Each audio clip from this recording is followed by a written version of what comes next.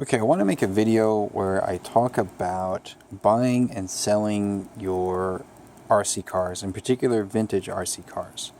And the thing with vintage RC is that, because they're no longer in production, some cars can be hard to find, some parts can be hard to find, and, you know, where do you look for them? Number one. And number two, if you have something that you want to sell, how do you figure out how much it's worth and what's the best way to sell it? So I'll try to talk about it from both perspectives, the buying side and the selling side, because I've done both. So let's start with the buying side.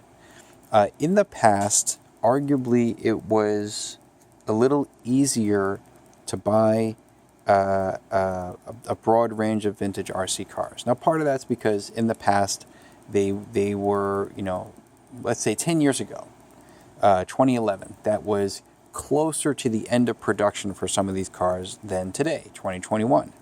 So, just quite simply, that led, to some more availability of cars and parts. So like all my YZ10s, for example, my Yokomo YZ10s, I got those some time ago.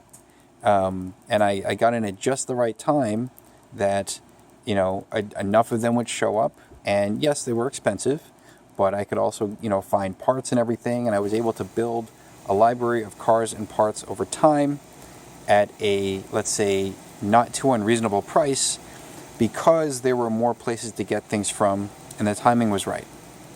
So, one of the first places I used to look was Craigslist. And then there was RC Tech, and then there was Oople, and then there was eBay. Okay?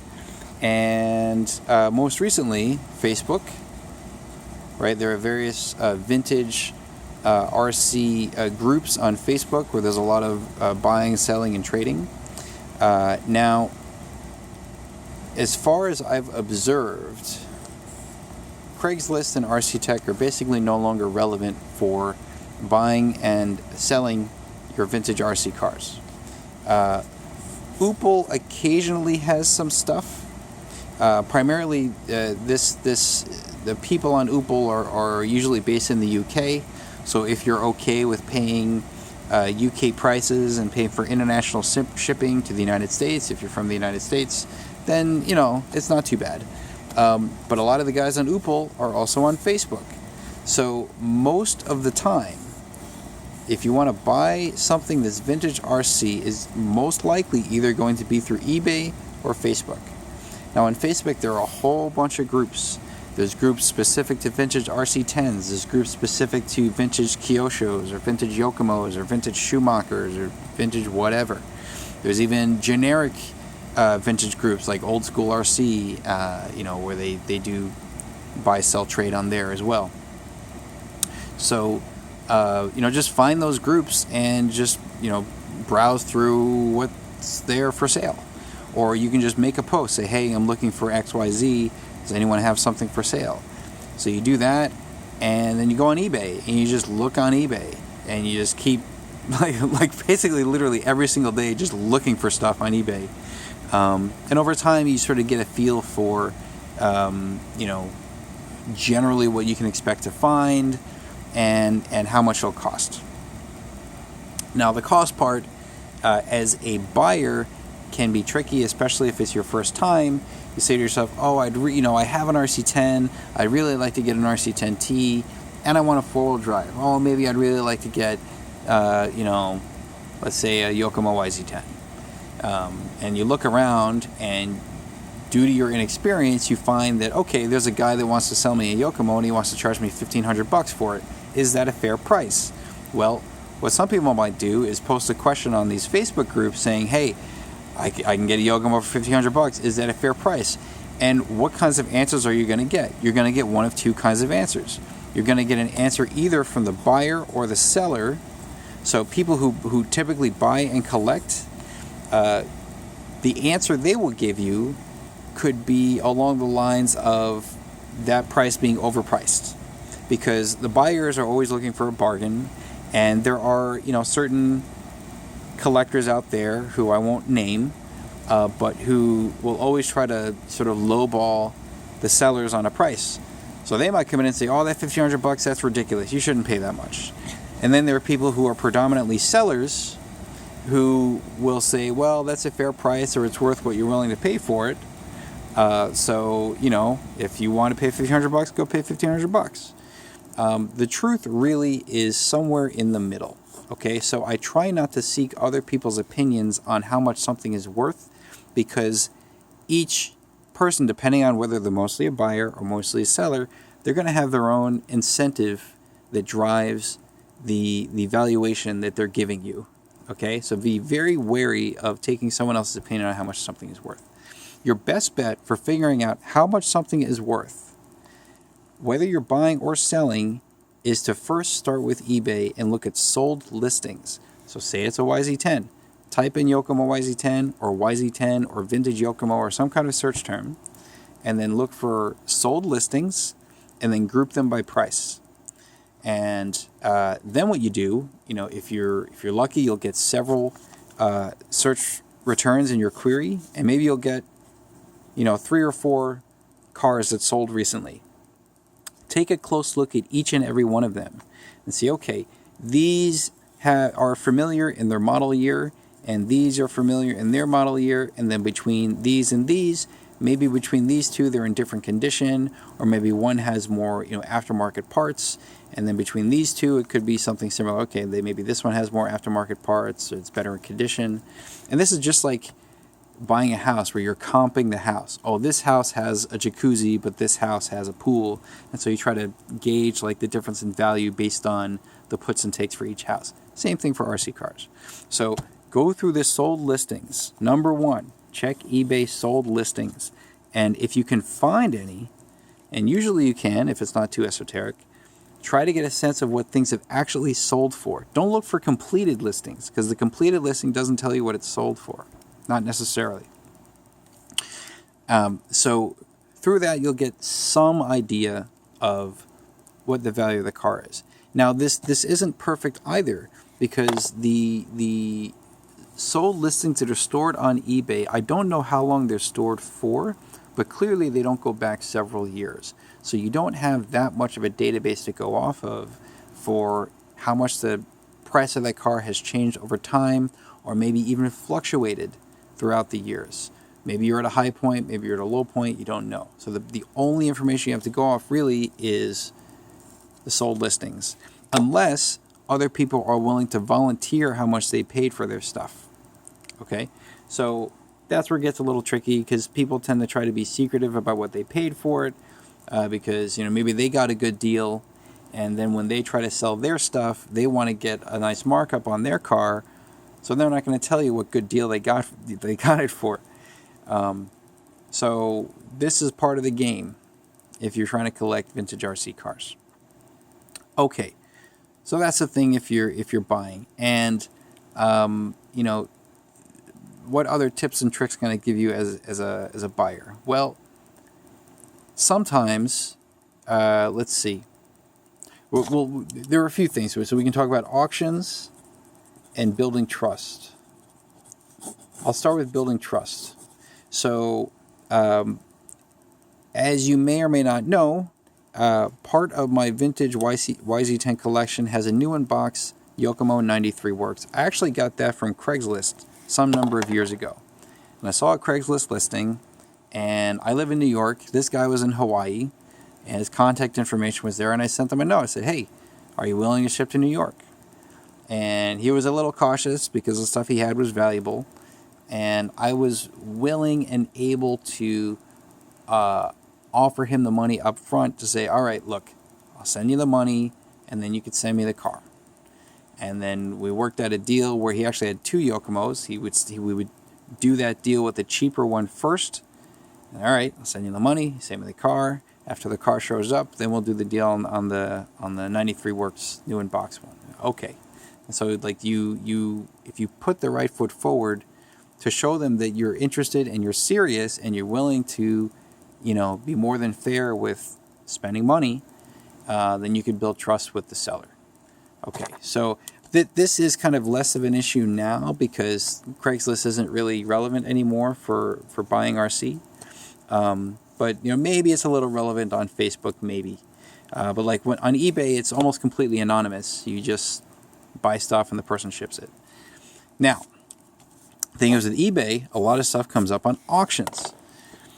So, how do auctions work if you're a buyer or a seller? Well, if you're a buyer, usually what happens with auctions, especially if it's something that's really valuable, like an MIP Legend or a Kyosho Laser ZXS Evolution, or like one of these sort of unicorn cars, what will happen is, let's say this is the price and this is the time.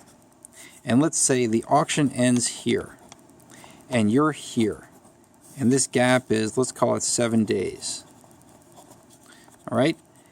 Pretty much the first 6 days of the auction, the price is relatively flat. Maybe it goes up a little bit. Okay? And this flatness is pretty close to the initial bid price. Some number. I don't know, I'll give it a number. And then day 6 comes, is the last day of the auction. Then you start to see some auctions sort of poke in a little bit. And then within the last minute of that auction, the price goes like this. Okay? So if you're a seller and you understand this curve, you can make a decent amount of money. If you're a buyer, there is some risk associated with this, because if you put in a bid price, it's very possible that you can get outbid. Okay? So one trick to play is, let's say the standing auction price on day 6 is, let's say it's a really nice car, like a really nice YZ10, and right now it's at $500 on the last day. And that's going to go up. Well, if it's at $500 before the day's really even started, chances are it might go up to $1,000 or more. Okay? So be prepared to submit a maximum bid that's at least 2 times the current bid price.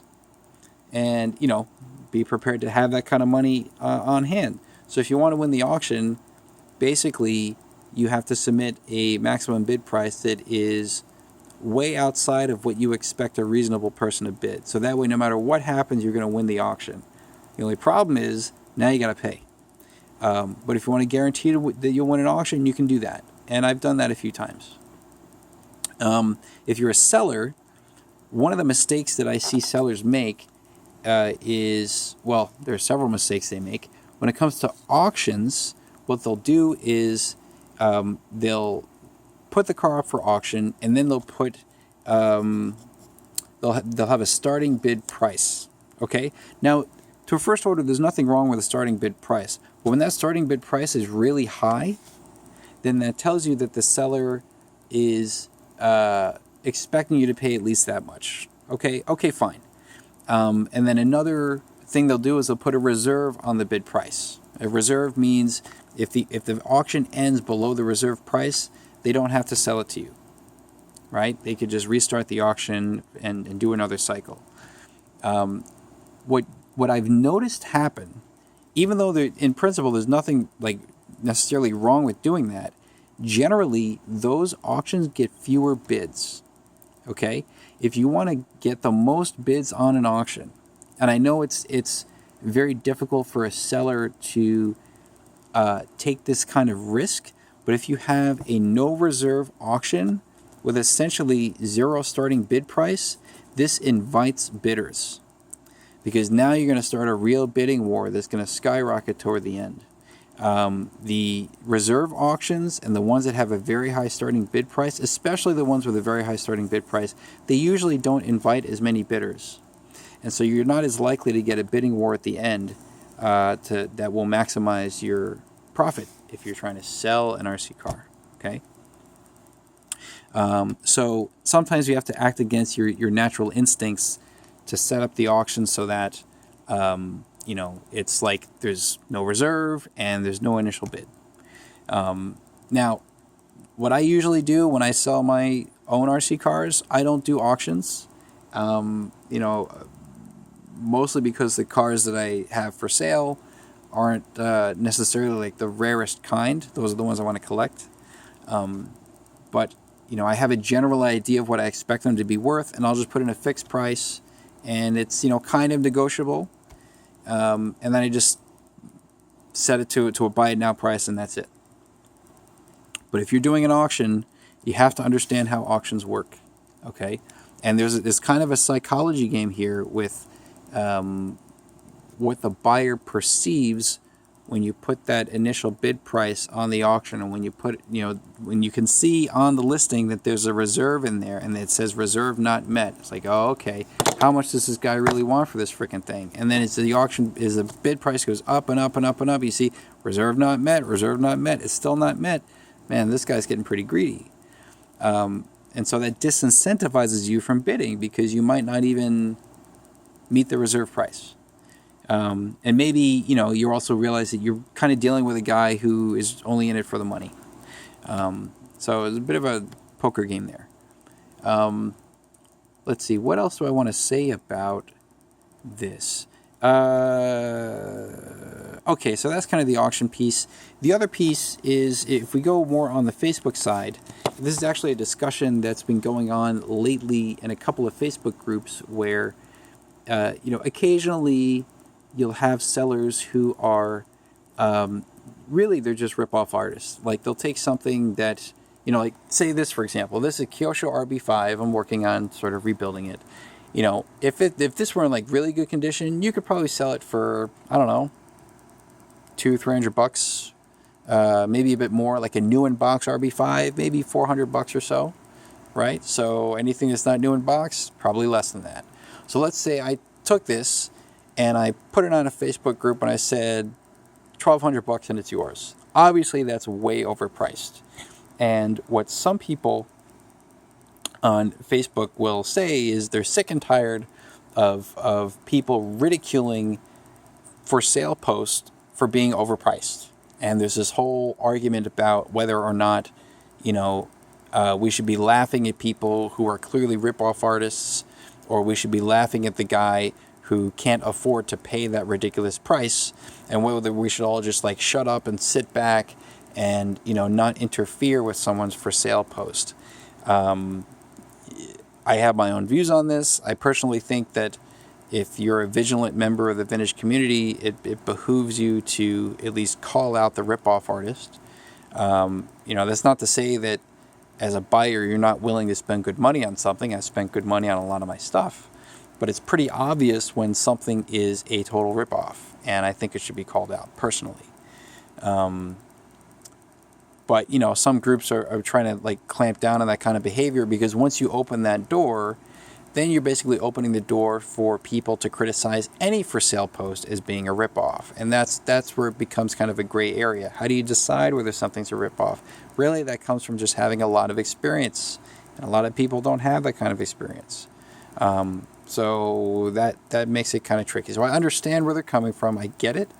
But, you know, be careful with what you see either on eBay or Facebook when you're buying this stuff, because some people are going to rip you off.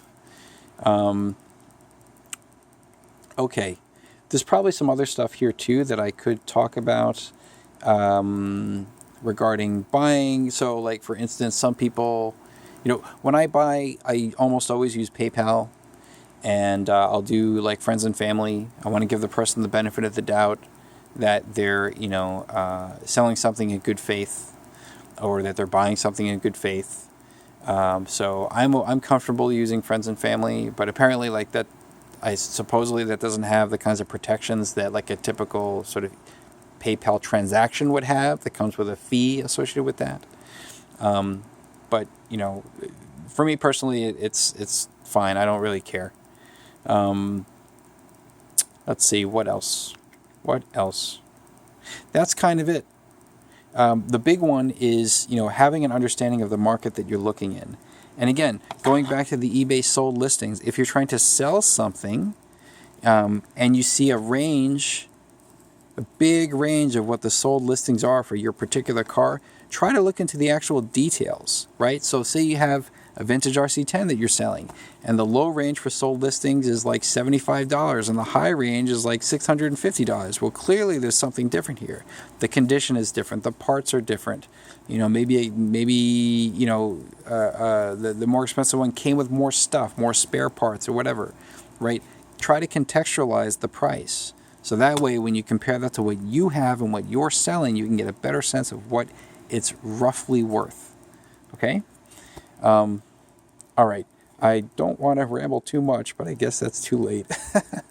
So those are kinds of my thoughts on buying and selling vintage RC.